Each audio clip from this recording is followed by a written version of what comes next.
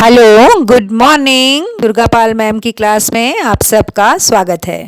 Students, welcome back to Durga Pal ma'am's class. इस class में आज जो चैप्टर आपको पढ़ाया जाएगा वो है बाल गोविंद भगत, जो कि आपके क्षितिज भाग 2 के गद्य खंड का दूसरा चैप्टर है और क्षितिज में ये 11वां चैप्टर है। आज बाल गोविंद भगत के पूरा प्रश्न अभ्यास आपको इस क्लास में मिलेगा। हर प्रश्न के उत्तर की व्याख्या मैंने सरल तरीके से की है ताकि आपको सुन कर के ही उत्तर समझ में आ जाएं और आप खुद से भी उत्तर लिख सकें। और आपकी सुविधा के लिए लिखे हुए नोट्स भी आपको स्क्रीन पर दिखाई देंगे। तो जो भी बच्चे वीडियो देख रहे हैं प्लीज़ अपनी अटेंडेंस लगाएं लाइक का बटन प्रेस करके। तो शुरू करते हैं बाल गोविंद भगत। क्लास को एंड तक ज़रूर देखिएगा। अगर बीच में आप स्किप करने की कोशिश मत कीजिएगा। जहाँ कहीं आप क्लास को स्किप करेंगे हो सकता है बहुत इंपॉर्टेंट क्वेश्चन आपके हाथों से छूट जाए। और मैं जैसे जैसे प्रश्न आते जाएंगे मैं आपको बताती जाऊंगी कि बोर्ड क्लास के लिए कौन से क्वेश्चंस इंपॉर्टेंट क्वेश्चंस हैं, इसलिए आप पूरी क्लास को ध्यान से सुनिएगा। पहला प्रश्न जो आपकी किताब में है वो है, खेतीबाड़ी से जुड़े गृहस्थ बाल गोविंद भगत अपनी किन चारित्रिक विशेषताओं के कारण साधु कहलाते थे। बाल गोविंद भगत एक गृहस्थ थे। गृहस्थ का अर्थ है ऐसा व्यक्ति जिसका परिवार होता है, जो शादीशुदा होता है उसे कहते हैं गृहस्थ। लेकिन उनमें साधु कहलाने वाले सारे गुण मौजूद थे। हालांकि वो गृहस्थ थे लेकिन फिर भी उनके अंदर साधु के भी सारे गुण थे। नंबर 1, वह कबीर के आदर्शों पर चलते थे। वे दोनों समय कबीर जी के गीत गाते थे, स्नान करते थे, ध्यान करते थे और भगवान की भक्ति में खुद को लगाए रखते थे। वह हमेशा सच बोलते थे और सबसे खराब व्यवहार करते थे। वह किसी की भी चीज़ को छूते नहीं थे और बिना पूछे हुए किसी की चीज़ को व्यवहार में नहीं लाते थे। साधु का अर्थ है कोई अच्छा व्यक्ति, गुण संपन्न व्यक्ति। और साधु का जो हम अर्थ लेते हैं वो ऐसे व्यक्ति से लेते हैं जो संसार से कटा हुआ है, यानी जो घर परिवार में नहीं रहता बल्कि जंगलों में रहता है या किसी मंदिर में रहता है, उसको भी साधु कहा जाता है। तो वो ऐसा व्यवहार करते थे जो कोई साधु ही कर सकता है।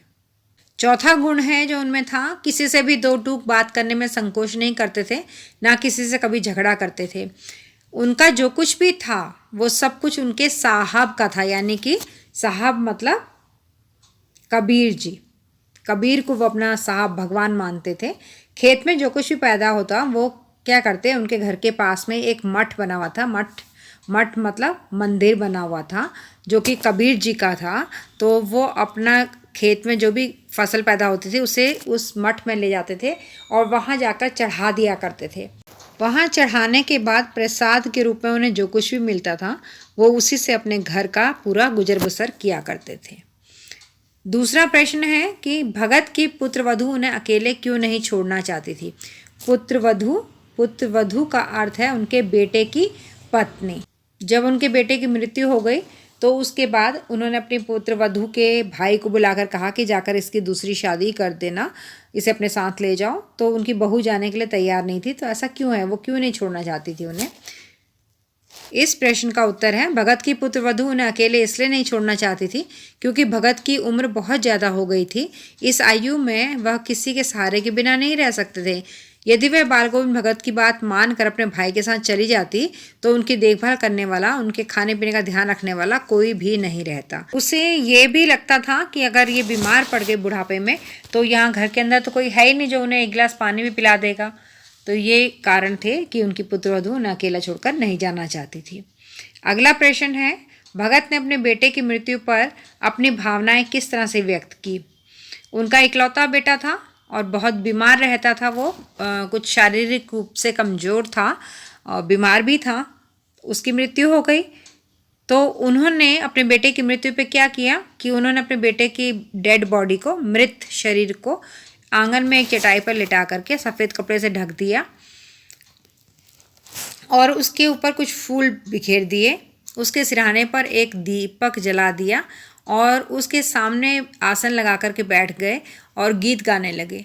उन्होंने अपनी रोती हुई पतोहू से, पतोहू यानी उस बेटे की पत्नी जो जिसकी मृत्यु हुई अभी, उससे भी कह रहे हैं अपनी बहू से कि उत्सव मनाओ, तुम रो क्यों रही हो, खुश हो, आज तो उत्सव मनाने का दिन है क्योंकि आज आत्मा परमात्मा से जाकर मिली है।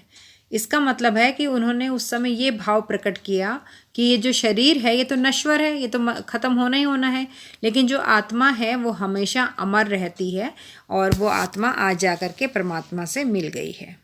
अगला प्रश्न है, भगत के व्यक्तित्व और उनकी वेशभूषा का अपने शब्दों में चित्र प्रस्तुत कीजिए। पहले उनका व्यक्तित्व पूछा गया है और उनकी वेशभूषा, दो बातें पूछी गई है। तो हम पहले व्यक्तित्व को देखते हैं। भगत मंझौले कद के गोरे चिट्टे आदमी थे। उनकी आयु 60 साल की थी। उनका चेहरा सफ़ेद बालों से जगमग रहता था। वह सदा सच बोलते थे और किसी से दो टूक बात करने में संकोच नहीं करते थे। किसी की चीज़ छूते भी नहीं थे और बिना पूछे किसी की चीज़ को व्यवहार में भी नहीं लाते थे। अब है उनकी वेशभूषा। भगत बहुत कम कपड़े पहनते थे। कमर में सिर्फ एक लंगोटी बांधते थे और सिर पर कबीर पंथियों की सी टोपी पहना करते थे। जाड़ों में वो एक काली कमली ओढ़े रहते थे। उनके मस्तक पर हमेशा चमकता हुआ रामानंदी चंदन लगा रहता था और उनके गले में तुलसी के जड़ों की एक बेडोल माला बंधी रहती थी। यही उनकी वेशभूषा थी। अगला प्रश्न है, बाल गोविंद भगत की दिनचर्या लोगों के अचरज का कारण क्यों थी? जिस तरह से भी वो अपना दिन बिताते थे, वो सारा उनका व्यवहार, लोग हैरान क्यों होते थे उस पर? इसका उत्तर है, बाल गोविंद भगत सुबह उठकर स्नान करते और दोनों समय गीत गाते। वह हर वर्ष गंगा स्नान के लिए जाते थे और संत समागम में भाग लेते थे।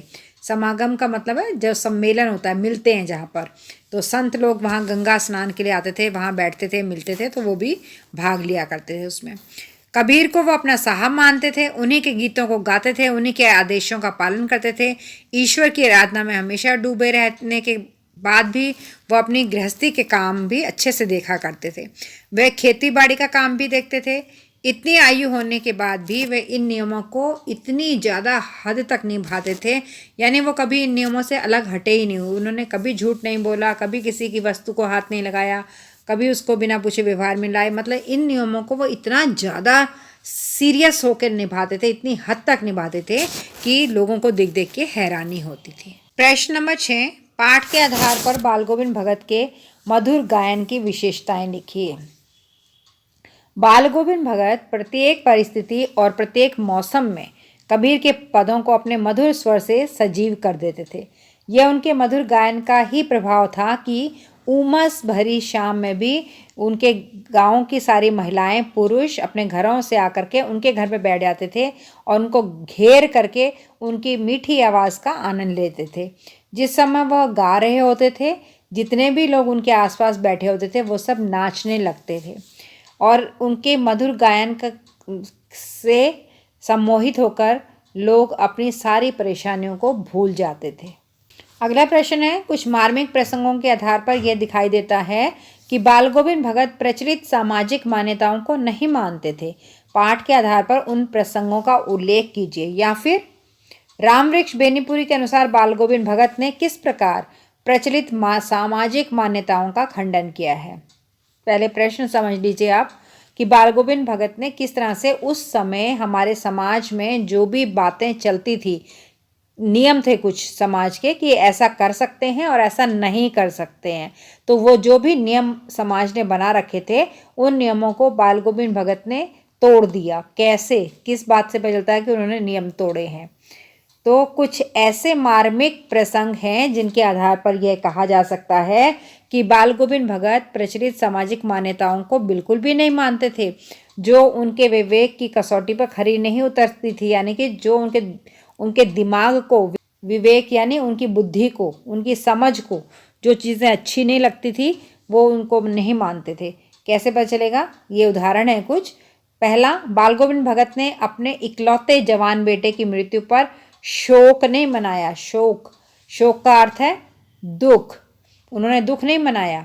उन्होंने कहा कि मेरे पुत्र की आत्मा परमात्मा से जाकर मिल गई है, इसलिए इस बात का दुख नहीं करना चाहिए। तो ये समाज की मान्यताओं के खिलाफ है। कौन पिता होगा जो अपने पुत्र की मृत्यु पर रोएगा नहीं और ये कहेगा कि ये तो खुशी मनाने का है?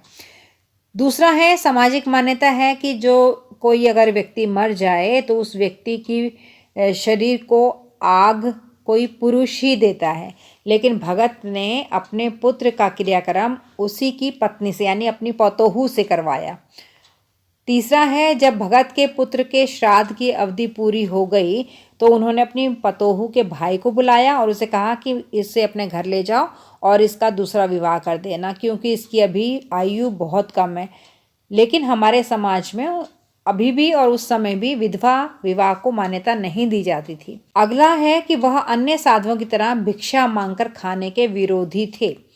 वो कहते थे कि अगर हम गृहस्थ हैं तो हम भीख नहीं मांग सकते और अगर हम साधु हैं तो हम किसी से सहारा नहीं मांग सकते।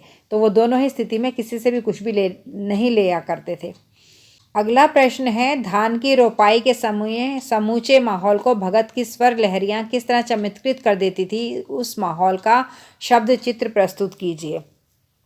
इस प्रश्न में आपको ये बताना है कि जिस समय बाल गोविंद भगत अपने खेत में धान यानी चावल की रोपाई करते समय गीत गाते थे तो उनके गीत को सुनकर के वहाँ का माहौल कैसा हो जाता था। इस प्रश्न के उत्तर में हम लिखेंगे कि धान की रोपाई के समय भगत के मधुर कंठ से मन को मोह लेने वाली स्वर लहरियां धीरे धीरे तेज होती जा रही हैं।